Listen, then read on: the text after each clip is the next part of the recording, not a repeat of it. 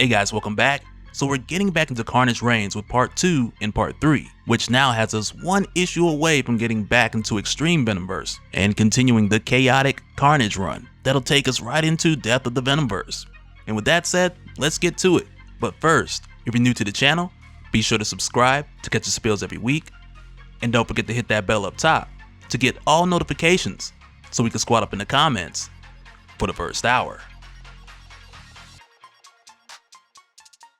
Alright, so for this one, we come back just after Cletus Cassidy's overload, which leveled the entire building above Todd's diner, sending both Miles and Scorpion tumbling all the way from the rooftop down to the sewers underneath, which is a long way. But now with these guys covered in debris, they're forced to work together to get out of this, which Miles has no problem with, but Scorpion on the other hand, he's like, I'm not doing the team thing. And again, these guys have to work together or they're just stuck down here. So Miles takes the first step by lifting up the debris so Scorpion can get a better angle to help Miles out. But when Scorpion climbs out, he just gives Miles this dirty look, like he's getting ready to double cross him, and Miles calls him out like, hey man, I don't like that look. Then suddenly Scorpion uses his tail to snatch Miles out before the debris falls on him, and not so much out of the kindness of his heart, but rather because he doesn't want the death of Spider-Man to mess up his probation situation. And now with the two of them free, there's a bit of an argument, mostly because of Scorpion, since he wants to be the one to radio for backup and make it look like he got the situation under control, which he clearly doesn't. And while they're arguing, suddenly they hear a voice calling for help,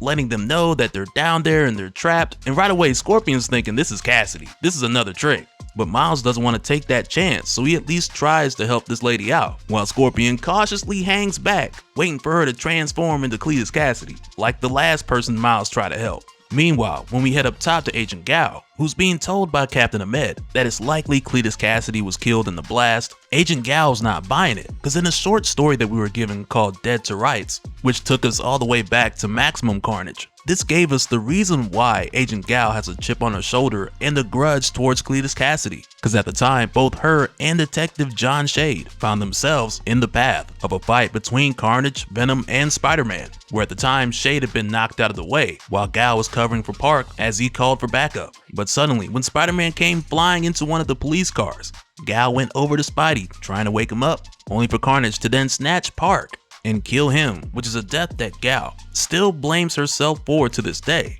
when really, to be honest, there's nothing she could have done at the time, because it seems to be more the case of her having survivor's guilt, since she was the last man standing, so to speak, which is why going forward into the present day, she wants to make sure that Park's death meant something. And as we continue, we'll see and learn more about how she's going about this, because even though this started with Cletus Cassidy, Agent Gal really doesn't care for supers at all. She only sees them as a target or a means to an end. And right now, with her having a hunch that Cletus Cassidy is still out there somewhere, she sees this as the worst possible outcome, because initially Cassidy was contained in this building, but now there's no telling where he could be. And with her being informed that her men lost contact with Scorpion, she makes a phone call for her backup to come in. Meanwhile, back down under in the sewers, Miles and Scorpion hear yet another person who's trapped, and now Scorpion's like, man, you gotta be kidding me, can we just get out of here? But yet again, Miles refuses to leave anyone behind, so he rushes in to get this guy out from under the rubble. So from there they can figure out how to get the four of them back up to the streets. And it isn't long before Miles comes up with an idea of using the water pressure to carry all of them back up to the street, which is mad risky, but it's really their only option right now. And even with Scorpion trying to talk him out of it, Miles just webs up the other two and he tells Scorpion that he got this, because there's really no time to keep going back and forth, lest they miss this opportunity, which could be their only one. So Miles tells everyone to hold their breath, because they definitely don't want to swallow this water. So next, Miles kicks the compromised leaking wall, which spews out a ton of water, shooting the four of them back up to the street, where now there's a brief moment of celebration, with Miles saving Scorpion himself along with the paramedic and the other soldier, only for this to be cut short when Agent Gal steps in, telling the officers to handcuff Spider-Man. Which again, for Gal, it just goes back to how much she hates supers, cause the paramedic he saved, she tells Gal if it wasn't for Spider-Man they wouldn't have got out. And Scorpion even puts a word in, telling Gal that Spider-Man can prove to be useful, cause he did good back there.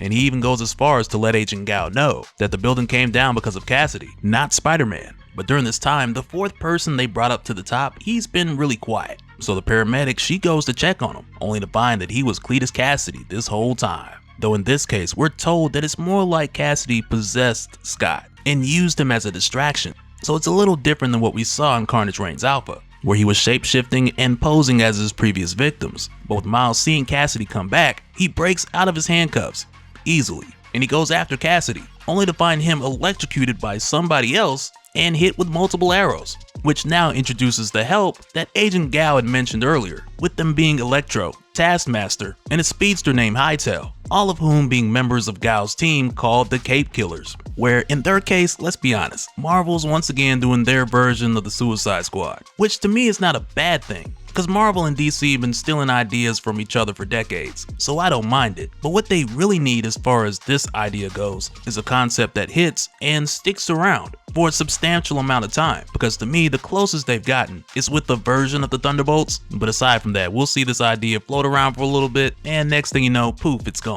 And I mean, this could be the same case, who knows? But nonetheless, with these Cape Killers showing up, they stop Cassidy quickly, only to find out that the real Cletus Cassidy got away. So Agent Gao tells Miles that he can either go to jail or join the Cape Killers until Cassidy's handled, and she'll consider that to be his time served, which is messed up, but again, that's how Agent Gao works, like Amanda Waller, but in Marvel. And from here, next, going into Carnage issue 13, we find Kenneth Neely making his way through the sewers, looking for Cassidy, while also thinking about how the things that are happening here in Carnage Reigns are a byproduct of him provoking Cletus Cassidy to leave St. Est's orphanage and get back to his murderous ways in hopes of bringing out the Cassidy that he needs to go after Carnage. But instead, like we'd seen, Carnage Reigns has turned into its own thing, and it's quickly become more than what Neely had in mind. But eventually he finds Cassidy at the Spire, miles beneath New York City, and it's here where Cassidy lets him know when he initially took the Extrembio from Tony Stark, he didn't have any plans for it, he just did it to prove a point, because at the time during Extreme Carnage, Cassidy and the Carnage Symbiote were still a thing. And with Neely hearing Cassidy bring up the Carnage Symbiote, he tries to steer the conversation back towards them going after Carnage, only for Cassidy to let Ken know that he needs to get fixed up, because after Miles hit him with that Venom Blast, it messed up something in the Extrembio to where now Cassidy feels like he has a microwave cooking him from the inside out. However, when Miles did this, it gave Cletus an idea, because for a moment he was connected, he was the wires, and now this has him thinking. Instead of using the Hive to remake the world in his own image, leaning further into the technology of the Extrembio just might prove to be a more versatile option. So Neely asks him, like, okay, well, what's the next move? And Cassidy tells him, since his Extrembio needs repair, he's got to take it down to the shop, much like a vehicle if it needed a spark plug. And as they head out, we then go back over to the Carnage Symbiote, where like we'd seen last, it's going through the memories of Detective Shade. And though it looks like the Carnage Symbiote is cutting open Detective Shade, it's really not. This is just how Shade's mind has put together this moment, since Shade doesn't want to be a suitable host for the Carnage Symbiote, which is something we're only given a glimpse of during Carnage Reigns, just to let us know what the Carnage Symbiote and Jonathan Shade are up to, since we've seen them last. Well, going back to Cletus Cassidy, him and Neely make their way to Stark Unlimited HQ, making an entrance that is anything but subtle. And as soon as they get here, Cassidy is demanding that somebody takes him straight to Tony Stark, only for him to quickly find out that Tony Stark no longer runs this company, because now the company is being ran by Kelvin Hang as the result of a hostile takeover that now gives Orcus access to Stark Unlimited, which was initially done because Hang, or Fei Long, dedicated his second IPO to the promise of planet-size innovations in biology and climate science, which at the time set his sights on the promise of taking humanity to Mars. But the aftermath of Hickman's Avengers and X-Men Red ruined this opportunity for him, with the Avengers squandering the opportunity and the mutants seizing it before he could when they colonized Mars, which eventually led Fei Long to collaborating with Orcus and his hostile takeover of Stark Industries, which just made sense because of his hatred for Tony Stark and mutants. But for Cassidy, with him just strolling into Stark Unlimited, he's not aware of none of this. And unfortunately, when he asks one of these robot scientists, his words, to repair the repulsor in his chest, they're not able to do it because Stark's armor specs were never shared with the engineers. And for that reason, they haven't the slightest idea on how an Extrembiote works. But it isn't long until Cassidy sees one of the Stark Sentinels, and right away he knows that he wants them to put him in one of those, with these engineers having no idea if the Extrembiote will even accept the Stark Sentinel's components, but they do it anyway because they know if they don't, he gonna kill him.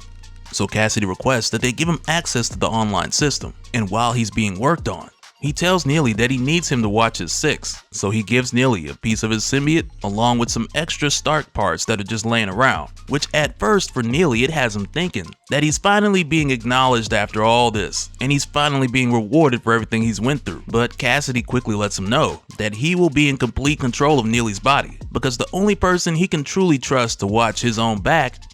is himself. But soon after this is done, a green blur strikes Neely, revealing that Hightail and the Cape Killers have made their way there. So Cassidy quickly puts Neely to use so that he can hold them off and give the scientists enough time to get the Stark Sentinel operating so that Cassidy can create this new version of his hive. And as it turns out, Cassidy's plans for distracting Miles and the others, it's very effective, because at one point he locks Electro inside of some old Stark armor, which isn't as well insulated on the inside, which I mean, I don't know if this would even harm Electro, but at least we're not going back to the whole sprinkler system thing, which was really Max Dillon's greatest foe for decades. But now with the science is done and Kaiju Cassidy powered up, Miles attempts to hit him with the Venom Blast because it worked last time. But this go round, Miles just bounces right off of him as Cassidy uses this Stark Sentinel to inject himself into the building's neural network, which again, this is the idea that Cassidy got when Miles hit him with the Venom Blast. And just before he overloaded, Cassidy saw the potential of this Symbiote, which changed his mind, with Cassidy believing that this is the greater method for him to remake the world in his image.